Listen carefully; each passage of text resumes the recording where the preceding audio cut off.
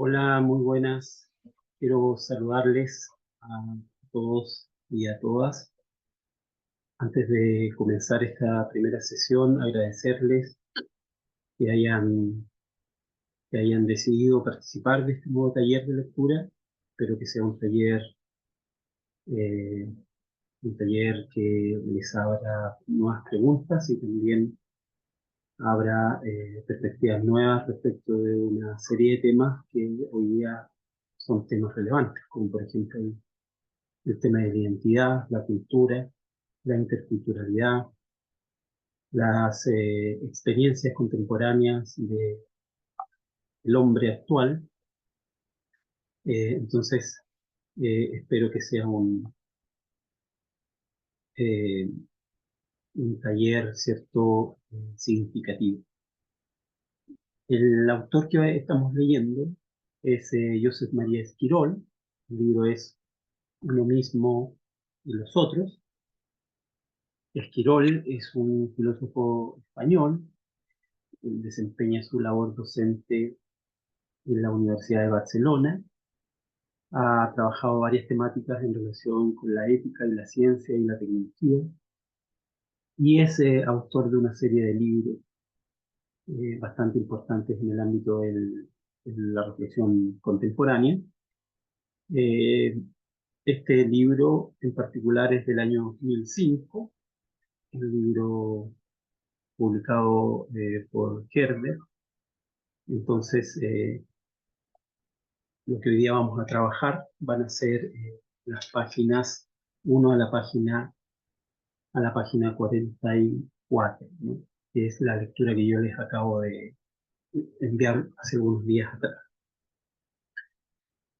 Voy a entonces a compartir con ustedes lo que me interesa comentarles.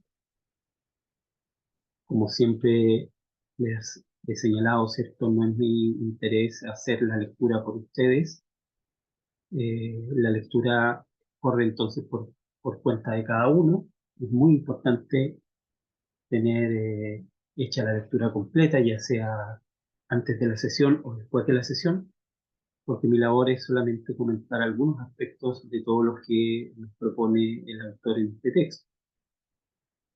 Entonces, no se olviden, ¿cierto?, el compromiso con la lectura que tenemos cada 15 días. El capítulo de, estas, de esta oportunidad, ¿cierto?, se titula La identidad en tanto que identificación. Y el concepto aquí importante, además del concepto de identidad, por supuesto, es cómo José María Esquirol, ¿cierto?, define la identidad, ¿no?, o de qué manera él explica que se configura la identidad. Y para eso, entonces, el concepto de identificación es muy importante. Es decir, la tesis fundamental de José María Esquirol, o de Josep María Esquirol, es que nosotros vamos configurando la identidad en relación con otra cosa, ¿no? Es decir, nuestra identidad no se conforma o no se articula desde una especie de individualidad o interioridad abstracta o en el vacío, sino que nuestra identidad se va configurando en relación con una serie de factores que voy a explicar algunos de ellos hoy día. Entonces, toda identidad supone ponerse en relación con algo y con ese algo desarrollar una identificación. Entonces, es muy importante este segundo concepto, el concepto de identificación. Voy a partir entonces señalando lo que dice Esquirol, ¿cierto?, al comienzo del libro, en la página 15, sobre la identidad cultural.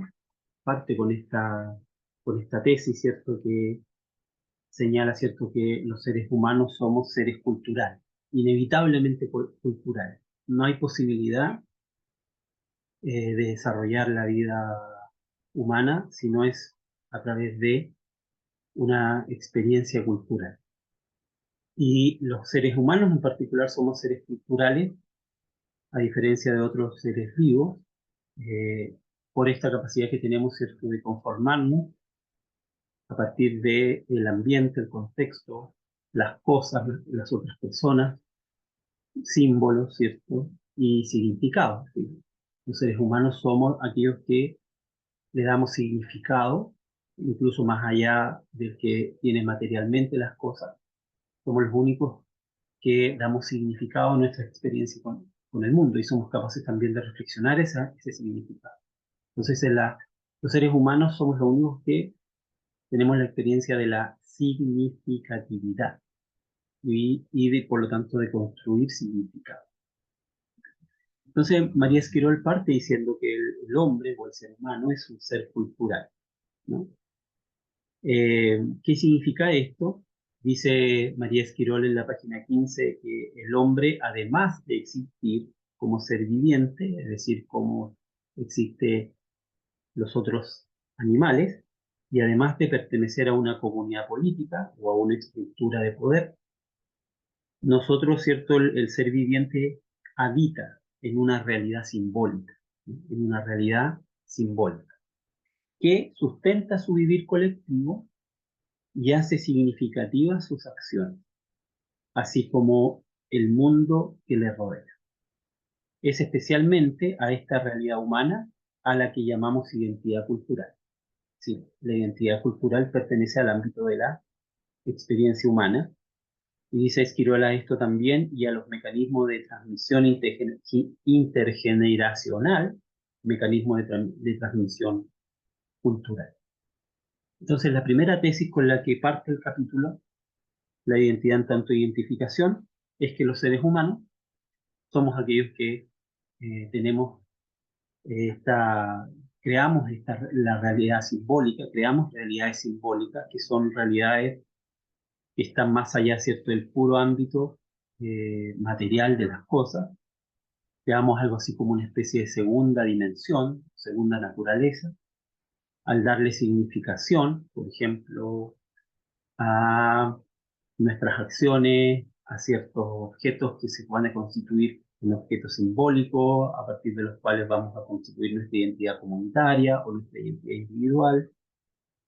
Es decir, el ser viviente, los seres humanos, habitamos el mundo, pero ese habitar, esa posibilidad, ese habitar el mundo, no es simplemente quedarse en un lugar, sino que hacer de ese lugar el hábitat humano supone entonces esto de constituirlo en una realidad simbólica. Y eso solamente ocurre con los seres humanos, ¿no? Ocurre con nosotros. Entonces, esa tesis es muy importante, ¿no? Es decir, somos inevitablemente por causa de que somos seres humanos, seres culturales, ¿no? Seres culturales en el sentido que, entonces, lo define Esquirol, dimensión cultural que tiene que ver con el morar, el ponerse en relación con algo, ¿cierto? El habitar y ponerse en relación con algo o con alguien, y a partir de eso dar significado, dar sentido, construir una realidad simbólica. Eh, Eso entonces es un primer comentario. El segundo comentario que quiero hacer de este capítulo es la identidad como proceso de identificación. En la página 16. Esquirol aquí, digamos, nos presenta unas definiciones sobre la identidad y habla, ¿cierto?, de una concepción errónea de la identidad cultural. Esa concepción errónea de la identidad cultural es pensar que la identidad cultural no surge en el vacío, es decir, que no tiene un origen, o que la identidad cultural es dada, ¿no? Está dada, digamos, está ahí, es dada de una vez y por siempre, ¿no? Esquirol, por otra parte, va a sostener la tesis que la identidad cultural, al no ser dada y tampoco al no surgir de la nada, es decir, la identidad cultural no es un acto de los dioses, sino que es el resultado de la experiencia que los seres humanos hacemos por nuestro entorno y hacemos también entre nosotros, va a sostener la tesis que la identidad cultural es un proceso. La identidad es un proceso, es algo que se está haciendo continuamente, es algo que está constantemente llevándose a cabo.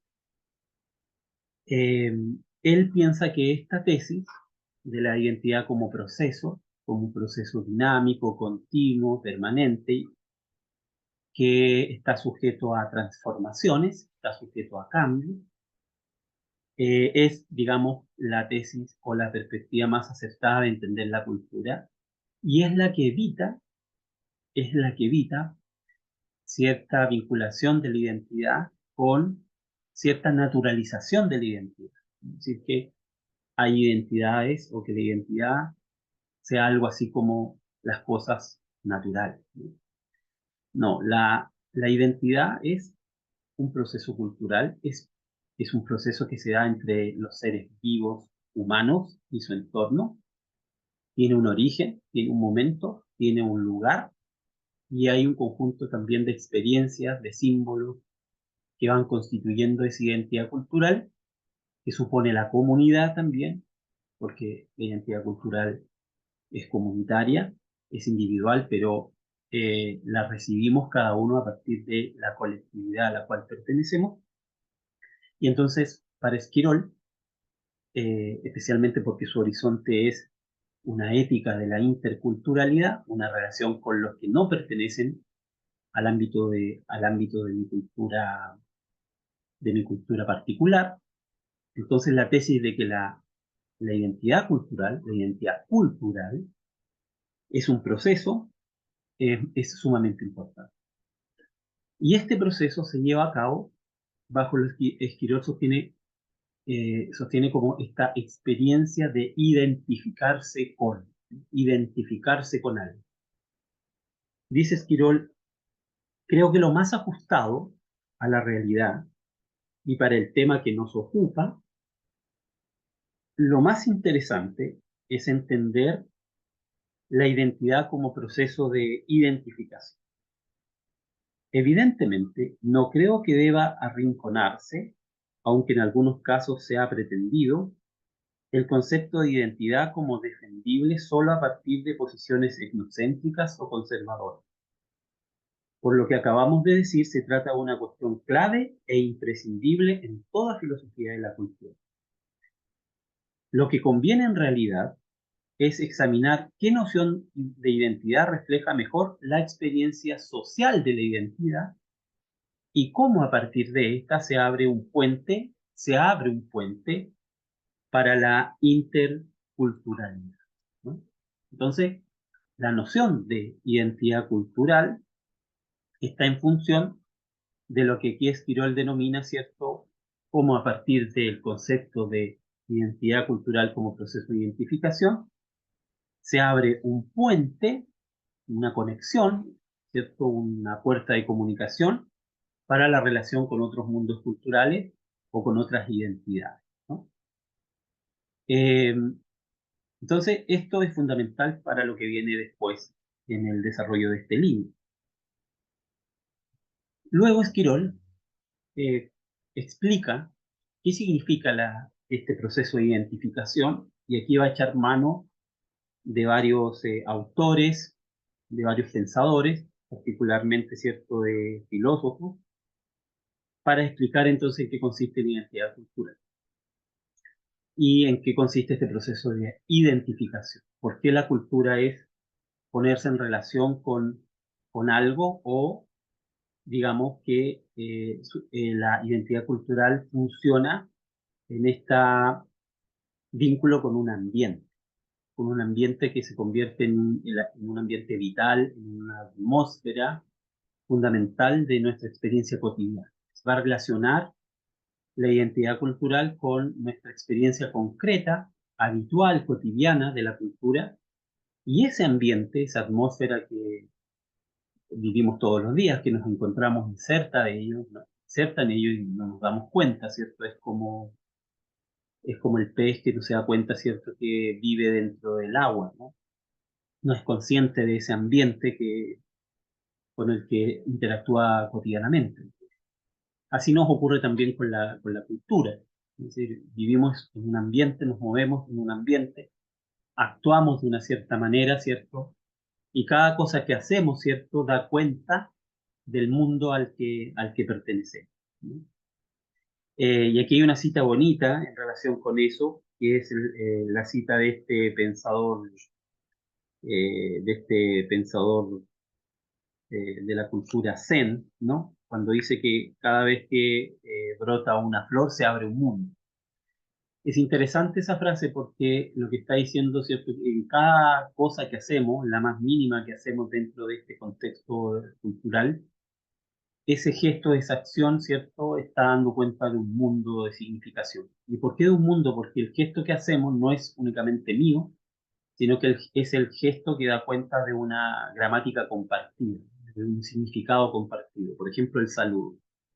Cuando yo saludo a alguien, le hago seña, la seña típica del saludo, el otro la reconoce porque compartimos ese signo dentro de nuestro ámbito cultural.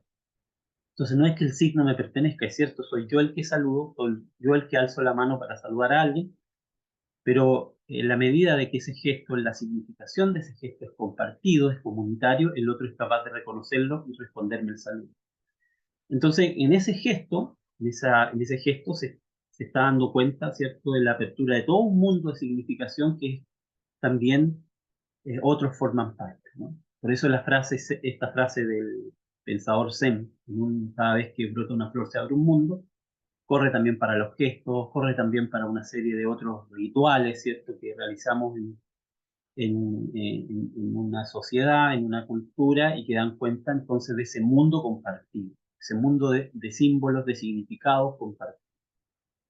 Bueno, pero lo que hace aquí Esquirol es explicarnos la cultura a partir de la noción de mundo, o más bien a partir de la noción de Lebenswelt, una palabra alemana que significa el mundo vivido o el mundo de la vida.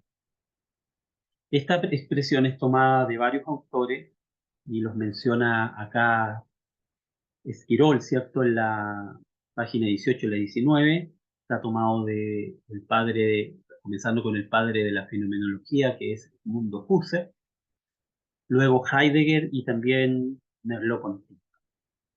Entonces, voy a hacer una lectura de esto sobre la concepción de mundo o mundo de la vida, mediante la cual lo que hace aquí Esquirol es explicarnos esta idea de la cultura como mundo y este proceso de identificación con ese mundo. O sea, hay cultura porque yo me identifico con un espacio, me identifico con unos gestos compartidos, me identifico con unos símbolos, con unas acciones, ¿cierto? Tipo, donde entonces yo me hago parte de una comunidad de otros, ¿no? De otros que forman parte también de ese conjunto de significados.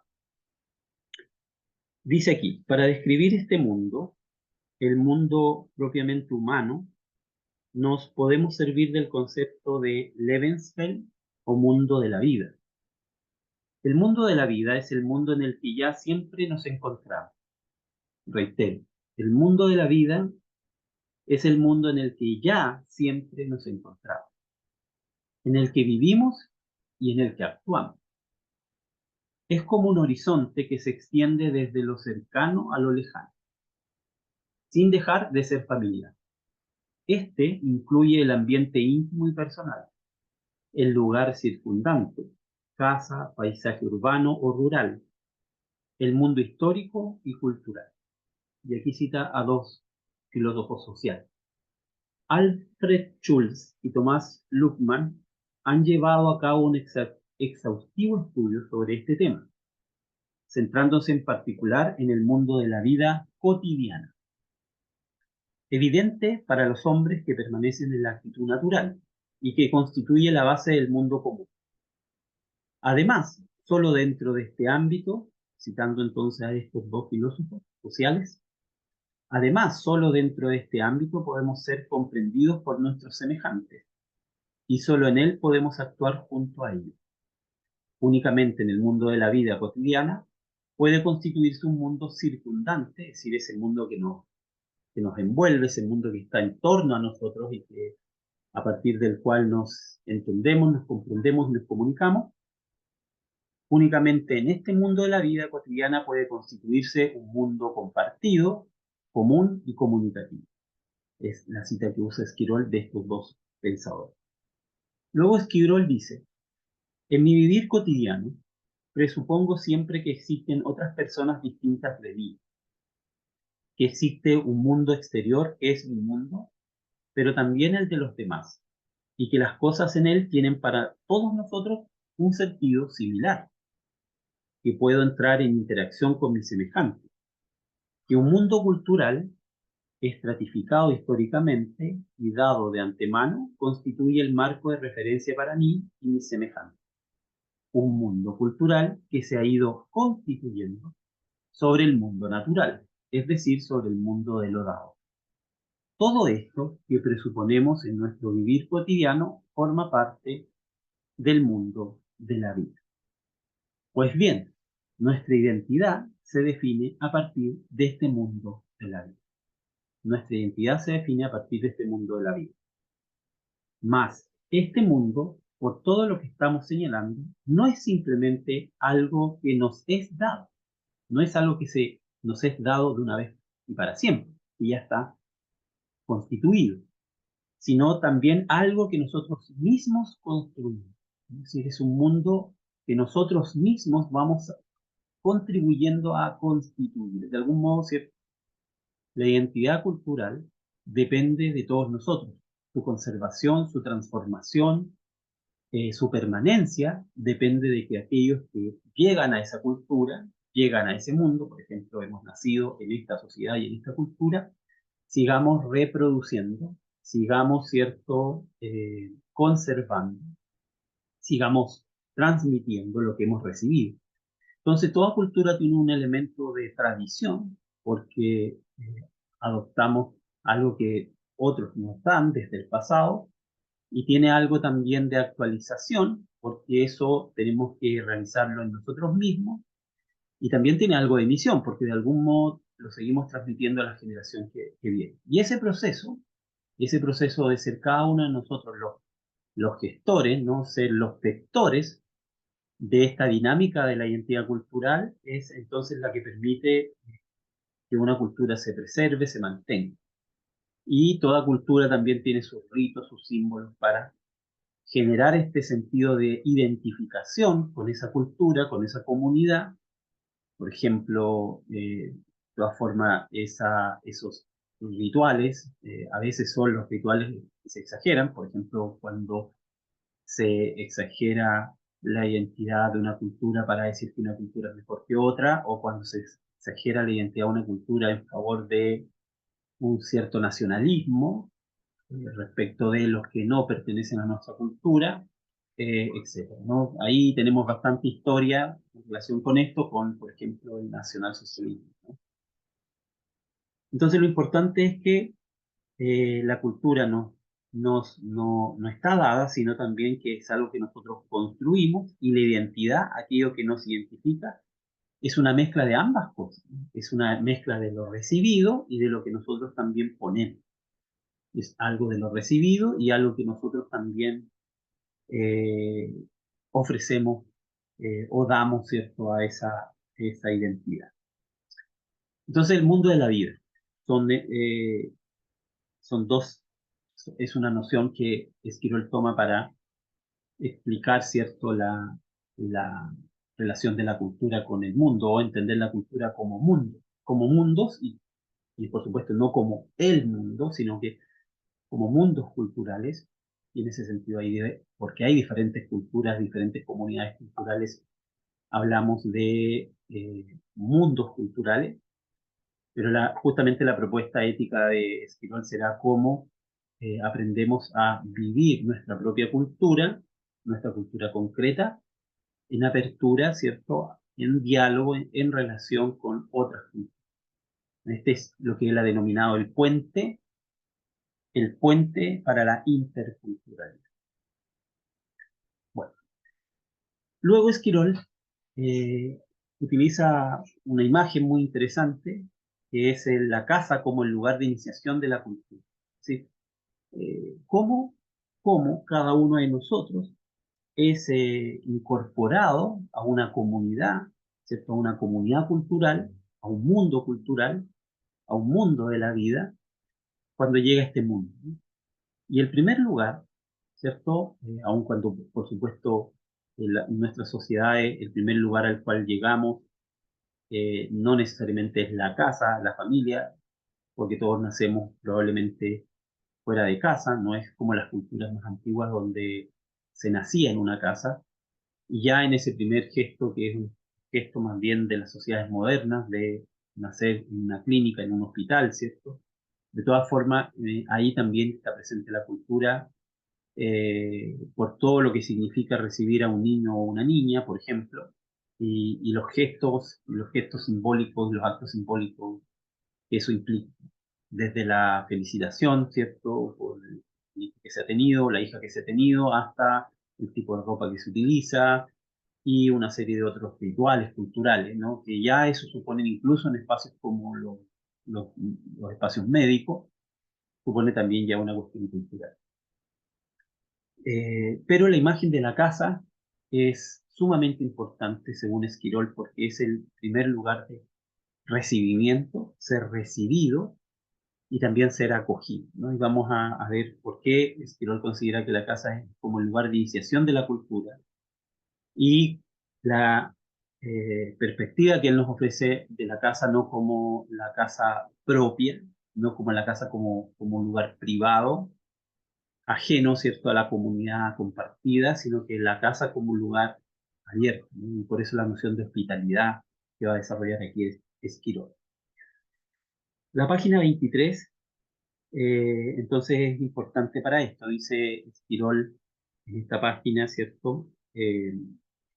Dice él, para cada persona la casa es una de las experiencias existenciales básicas.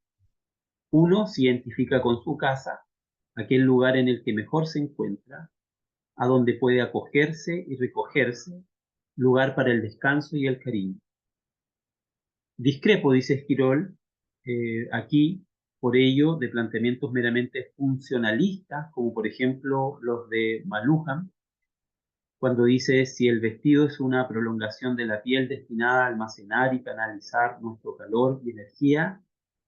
Maluhan dice entonces la vivienda es un medio colectivo de lograr el mismo fin para la familia o el grupo. Esquirol discrepa que la casa simplemente sea un medio familiar.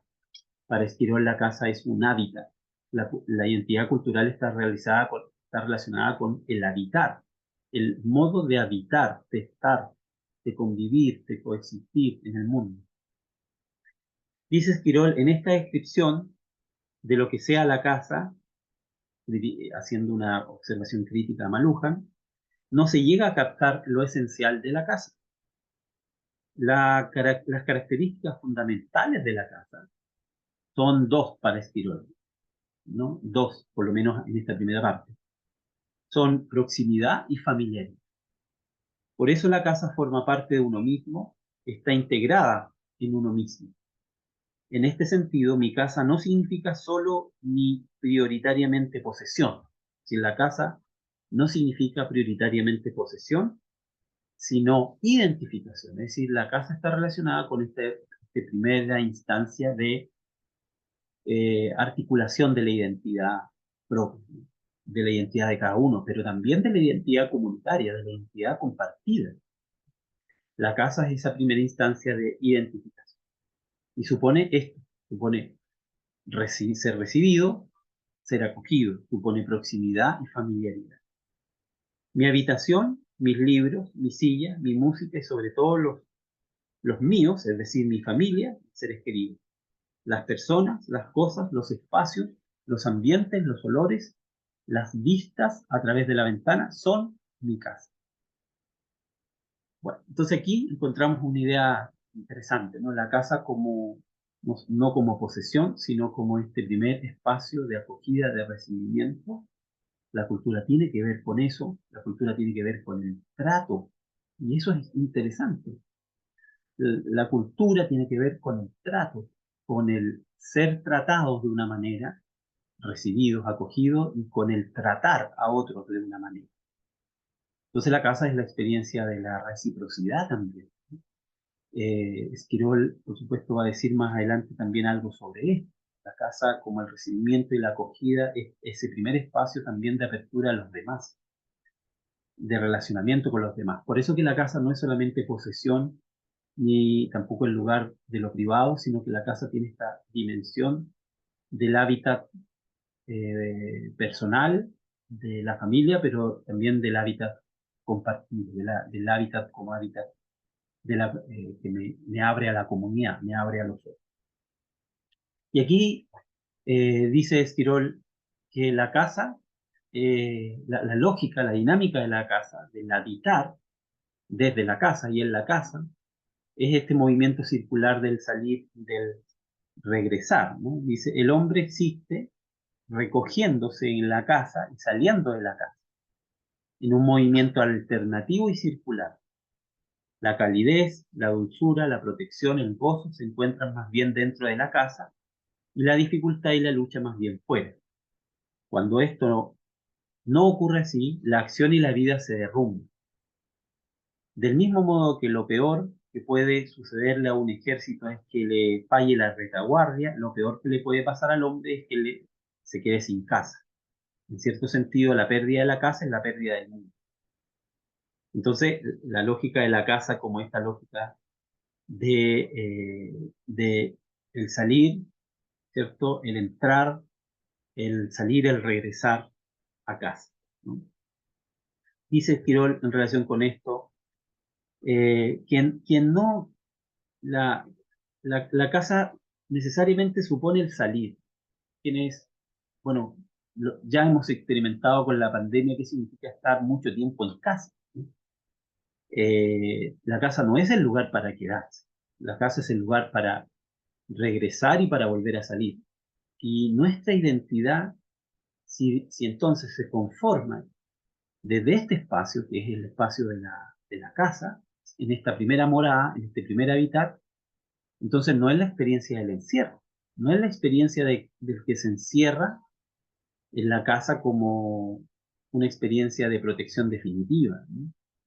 O que se esconde en la casa y se aparta del otro, ¿no? Si es la casa justamente, si nuestra identidad se constituye en este primer espacio, entonces la casa es este lugar del regreso y del salir. Entonces, casa también, el habitar la casa supone el salir de la casa. Cuando eso no ocurre, entonces ahí algo está pasando. Ese lugar de recogimiento, de recuperación, se vuelve en un lugar más bien que enferma, que daña, que perjudica, ¿no? Que trunca la identidad. Y por eso Esquirol dice algo aquí bastante interesante, ¿no? Quien no saliese del recogimiento de la casa, enfermaría y perdería el mundo. Se trata aquí de un movimiento de ida y vuelta. Después de la jornada laboral, volvemos a casa y de vez en cuando recordamos nuestra infancia, incluso a través de los sueños nocturnos. Lo bueno es tener casa, lo bueno es haber tenido infancia. Por este motivo, a veces los problemas de personalidad proceden de no haber tenido infancia o de haberla tenido muy mal.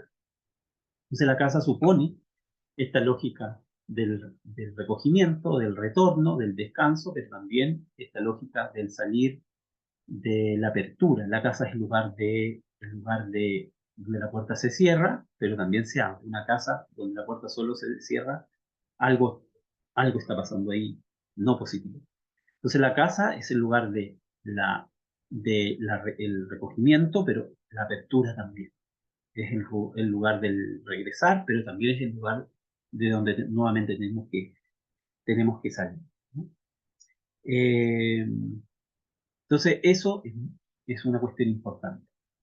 Y aquí cita Levinas una idea muy, muy bonita de Levinas sobre la casa en un libro de Levinas que se llama Totalidad e Infinito, donde Esquirol agrega una idea eh, siguiendo a Levinas, pero muy importante para lo que él quiere sostener, muy importante para esta idea de este primer habitar, que es la casa, y que entonces alimenta nuestra identidad, nutre nuestra identidad, da lugar a nuestra identidad, que es entonces la primera morada del mundo, es humana, ¿no? En la página 29 dice aquí, citando entonces a Levinas y contra Heidegger, dice, contra los comentarios de Heidegger, sobre el Dasein como arrojado a la existencia, es decir, como entregado, ¿cierto?, a sí mismo, entregado como a un ambiente inhóspito, crítico para el sujeto. Levinas considera que el hombre entra en el mundo siendo acogido. No está arrojado al mundo, sino que el ser humano llega al mundo y su primera experiencia es de ser recibido, de ser acogido por los otros. El primer calor que siento es el que desprenden los otros que me reciben. La primera morada del mundo es una morada humana. Y aquí cita a Levinas. Y el otro, cuya presencia es discretamente una ausencia y a partir de la cual se lleva a cabo el recibimiento hospitalario, por excelencia, que describe el campo de la intimidad. Entonces, aquí, por supuesto, este primer recibimiento no solamente es el recibimiento de la mujer, sino que es el recibimiento también de todo ser humano, ¿no? Por eso hay una explicación sobre el concepto aquí de lo femenino como asociado a la casa. Pero la primera morada, esta primera morada, es una morada humana, una morada humana. Somos recibidos por otros. Y la experiencia de la casa no es necesariamente la posesión, el edificio, ¿cierto? Sino que más bien los brazos del otro, los gestos del otro, el calor del otro. Eso es encontrarse en casa. Y aquí entonces dice Esquirol, respecto entonces de esta lógica de la casa como lugar de iniciación de la cultura, agrega también lo siguiente sobre este tema, ¿no? La casa como recibimiento y morada, como edificación de uno mismo. La casa es el recibimiento y la morada que permiten la edificación de uno mismo. En otras palabras, la casa como recibimiento es la condición de la propia identidad, de la edificación posterior de la propia identidad. Desde el recibimiento empiezo el movimiento propio de identificación. Desde el recibimiento empiezo el movimiento propio de identificación. O en otra perspectiva, la intencionalidad se produce a partir del primer recibimiento, es decir, a partir de cómo soy recibido, comienza a gestarse en mí todas mis motivaciones, todos mis impulsos, mis deseos y mis objetivos, ¿no?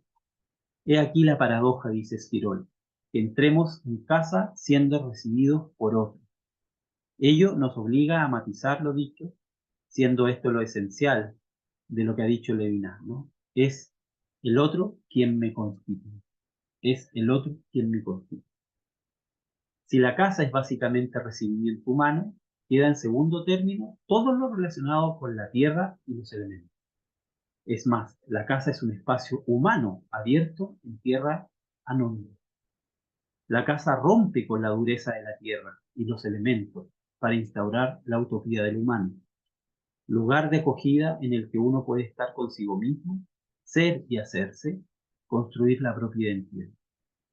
Visto lo cual, llegamos a la conclusión de que la casa, esto es, el primer y más concreto espacio de identificación, que es en buena medida recibimiento, es la condición de posibilidad de todo proceso ulterior de identificación y constitución de un mundo, lo que deja ponerse en paralelo a las afirmaciones de que no tiene sentido lo abstracto sin lo concreto, y de que para ser cosmopolita hay que empezar por ser aldeano.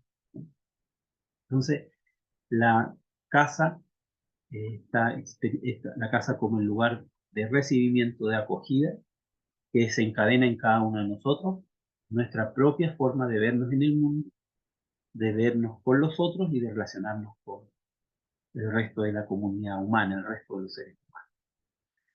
Luego, desarrolla el concepto de identidad narrativa, la página 36 a la 37, que aquí Esquirol, y lo dice explícitamente, toma de Paul Ricoeur.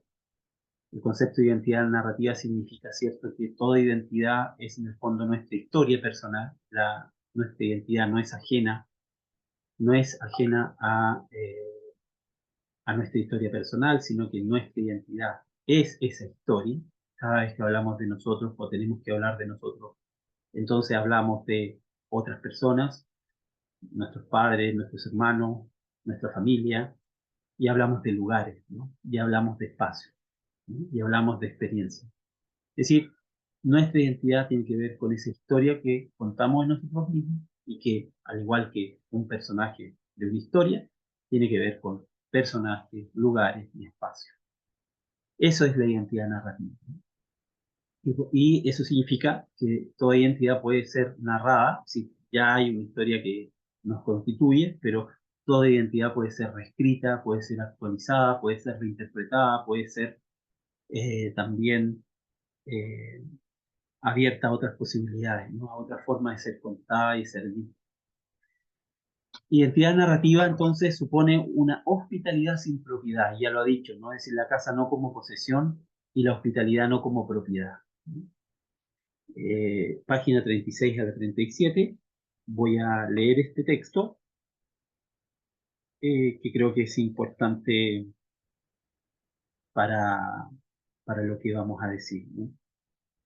Dice Esquirol: el elemento más relevante de la casa sea el humano, es lo que explica que mi relación con ella no sea tanto de propiedad como de identificación. La casa, como la tierra, como el país, no son míos o nuestros, sino que en gran parte nos identificamos con ellos. Así, si bien puede hablarte de lo nuestro, es principalmente en el sentido de que nos identificamos con ellos. Hospitalidad sin propiedad. Hay anfitrión y hay quien recibe porque existe lo propio, porque hay casa y hay identidad. Asimismo, la relación entre el huésped y el anfitrión nos sirve de símil para expresar que las identidades se constituyen en la relación con el prójimo. Ambas figuras explicitan, aunque de forma distinta, una especie de descentramiento. Esto es importante, una especie de descentramiento, una experiencia de salir de uno mismo. Que toda identidad es una experiencia de descentramiento. Entonces esto es muy interesante porque a veces pensamos que la identidad es justamente retener algo, constituirse a sí mismo, insistir en uno mismo, que toda identidad es la insistencia en uno mismo, en algo fijo, estático, que no cambia. Sin embargo, la identidad tiene que ver con descentrarse, descentramiento, que nos pone en relación con otro, que nos pone en vínculo con otro, para ser parte de un mundo compartido. Entonces, ambas figuras, la figura del huésped, del anfitrión, ¿cierto? Y del prójimo, nos hace pensar en esto, una especie de descentramiento.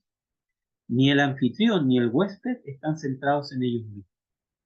Más allá de la responsabilidad se encuentra la solidaridad. Más allá, la hospitalidad, dice aquí Esquirol. Solo porque existe nuestra casa puede haber hospitalidad, pero solamente porque esta, nuestra casa, no lo es del todo. Es decir, justamente hay hospitalidad porque nuestra casa no nos pertenece del todo. Ni la poseemos, ni es definitiva. Puede haber verdadera hospitalidad justamente cuando nuestra casa no nos pertenece del todo, ni tampoco es definitiva. Hospedar y acoger significa dar refugio humano. No acogemos al otro en nuestras propiedades, casa y tierra, sino que lo acogemos en nuestra humanidad. Lo acogemos en nuestra humanidad. La hospitalidad no nos hace perder raíces y sin embargo nos hace más ligeros.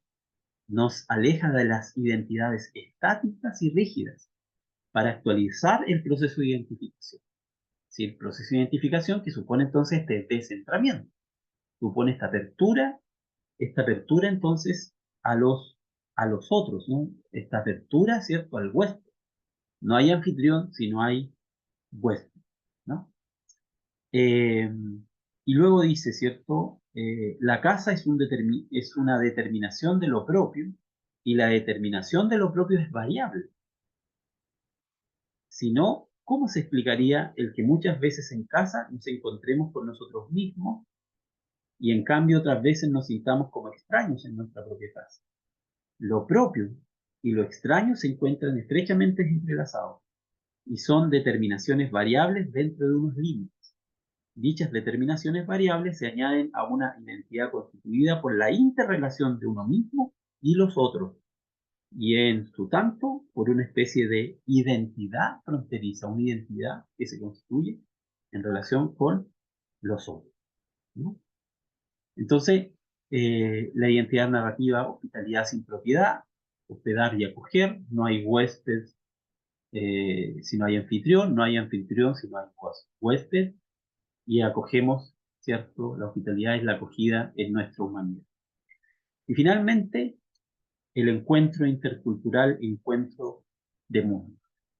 Esquirol señala aquí que la posibilidad del encuentro solo se da cuando superamos el conflicto, cuando superamos concebir nuestra identidad o concebir lo que somos sobre la base del conflicto con el otro. Y esto es un poco típico en lo que pasa especialmente en los países que comparten fronteras, ¿no? Siempre la identidad en las fronteras está puesta en juego como no soy el otro, no soy el del otro lado, no soy como el del otro lado. Entonces las fronteras siempre suponen este conflicto, ¿no? Siempre conllevan este conflicto, esta tensión con el otro, y siempre esta lógica de la distinción, la diferencia, aunque en toda frontera nos damos cuenta que es donde más evidente queda esto de que nos parecemos, nos hacemos semejantes, ¿no? Somos más o menos, formamos parte de un mundo compartido. Y aquí en la página 40 y 41, entonces, dice Esquirol que la única forma del encuentro intercultural es no concebirnos bajo la idea de identidades absolutas, porque toda identidad absoluta entonces conlleva el conflicto, sino que bajo la lógica de la amistad.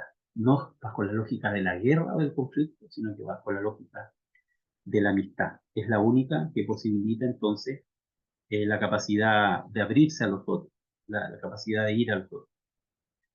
Dice Esquirol aquí, ¿no? Si el encuentro entre culturas adquiere la forma de la guerra, ya sea una guerra real o metafórica, es porque una o ambas de las identidades mundo que se encuentran se entienden a sí mismas implícita o explícitamente como absolutas. Y los absolutos solo pueden encontrarse como recíprocos oponentes. Aunque incluso en este caso, sin embargo, sería posible la solidaridad de los conmovidos, de la que nos ocuparemos después y que supone un nuevo inicio. Y aquí está la propuesta, más bien dentro de esta forma de ver las cosas, que es superar el conflicto para vernos en base a la amistad. Más si una posibilidad es la del conflicto, la otra posibilidad es la de la amistad de los mundos. También aquí empieza una aventura, y tal como ocurre al inicio de cualquier amistad, la amistad entre mundos supone la capacidad para abrirse al otro, de manera que la afinidad posibilite las transformaciones y los enriquecimientos mutuos.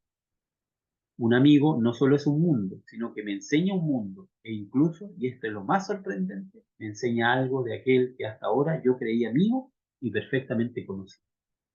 En realidad, con la amistad, los mundos se están abriendo. El abrirse del mundo es el inicio de un nuevo proceso de identificación. Y aquí, entonces, con esta última afirmación, continuará Esquirol desarrollando, ¿cierto?, esta posibilidad de pensar la identidad cultural, pero con el objetivo, como hemos dicho, ¿cierto?, hace un rato atrás, ¿cierto?, con el objetivo de crear puentes, ¿cierto?, de crear este puente hacia la interculturalidad, ¿no? ¿Sí? Eh, a, abrir esta posibilidad de una comunicación hacia la relación con los otros por la base de la amistad, del encuentro, en las diferencias, que la diferencia, ¿cierto?, es decir, la identidad de cada uno, en la medida que es un proceso de identificación, para tener justamente esta dinámica que supone toda la cultura, significa el ponerse en relación con los otros, para encontrar lo común y para enriquecerse a partir de las diferencias. Bueno, espero que esta primera sección del libro les resulte muy interesante y que también contribuya hoy día con el debate, eh, las tensiones y las sensibilidades que se van creando, ¿cierto? Por esta relación con por ejemplo, con la migración, con los que vienen a vivir a nuestro país, cómo nos relacionamos con eso, cuál va a ser nuestra lógica, la lógica del conflicto, la lógica de la guerra, o más bien la lógica de la amistad. Eh, Dice también Esquirol que es una buena oportunidad que la relación con los otros, en vez de encerrarnos en la idea de una identidad mejor que la otra, es una invitación, y lo veremos más adelante, al autoexamen, es decir, la relación con lo diferente nos invita a una relación crítica con nosotros mismos, al autoexamen. Lo veremos eso en sesiones posteriores de este taller de lectura. Muchas gracias. Espero que se motiven con la lectura y aprovechemos la propuesta de este autor actual de mucha relevancia en la filosofía contemporánea. Un abrazo y que estén muy bien.